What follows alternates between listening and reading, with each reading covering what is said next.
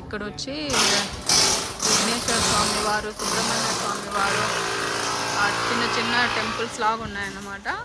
ఇక్కడ వచ్చి మనము బొట్టు పెట్టుకోవచ్చు. ఒక చిన్న మిర్రరు, అయ్యప్ప అవన్నీ ఉన్నాయి. విఘ్నేశ్వర స్వామి వారు,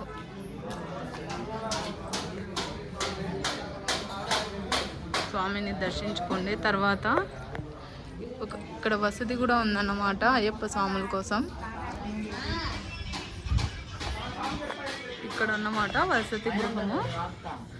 చాలామంది ఉండేటట్టే ఉన్నారు చూడండి. ఇక్కడ క్లోజ్ చేశారు, వెళ్ళి చూపిద్దామంటే. తర్వాత వచ్చి ఇక్కడ ఇటు సైడ్ వచ్చి సుబ్రహ్మణ్య స్వామి టెంపుల్, సుబ్రహ్మణ్య స్వామి వారు. ఇక్కడ వచ్చి మాలికా పురోత్తమ దుర్గా అమ్మవారు అన్నమాట. అంతే ఫ్రెండ్స్, ఈ వీడియోలో చాలా ఇన్ఫర్మేషన్ చెప్పారన్నమాట స్వాములు. ఖచ్చితంగా ఈ దేవాలయానికి వచ్చి దర్శించుకోండి, చాలా బాగుంది.